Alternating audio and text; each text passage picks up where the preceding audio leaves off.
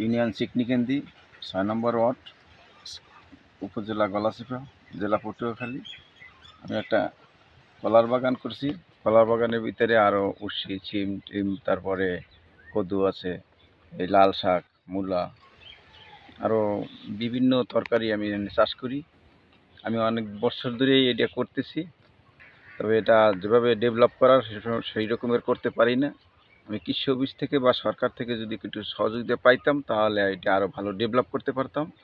তো মোটামুটি ৩০-৪০ হাজার টাকা ইনকাম হয়। আমি আরও ভালো করে সার ঔষধ ব্যবহার করতে পারলে, রুষ্টিয়ে খাড়াইতে পারলে এখানে আমি প্রায় ১.৫-২ লাখ টাকা ইনকাম করতে পারতাম বছরে। তো এটার জন্য আমি আকুল আবেদন আপনাদের কাছে যে কৃষি অফিস থেকে যদি আমি একটা সহযোগিতা পাই। আমি মোহাম্মদ ইয়াহিয়া খান, ৬ নং কচুহাট আমার বাড়ি।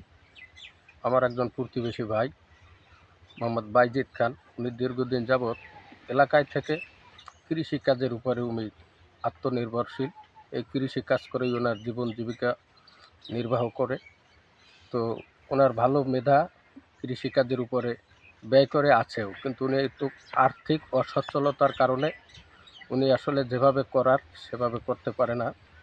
তো আমার পক্ষ থেকে আমি বলবো, বাংলাদেশ সরকারের পক্ষ থেকে যদি কৃষির উপরে কোনো অনুদান থাকে সেটা যাতে ওনার প্রতি দৃষ্টি দেয়, এবং উপজেলায় যে কৃষি অফিস আছে সেইখান থেকে ওনার এই সবজির দিকে, ওনার এই ফসলের দিকে, ওনার এই কৃষিকাজের দিকে তাকিয়ে মনে করি ওনাকে একটা বরাদ্দ দিলে উনি একটু আর্থিকভাবে যদি একটা অনুদান পায় তাহলে উনি স্বাবলম্বী হতে পারে। আর এতে করে এলাকা, সমাজ, দেশ উন্নয়ন হবে, আমি এটা মনে করি।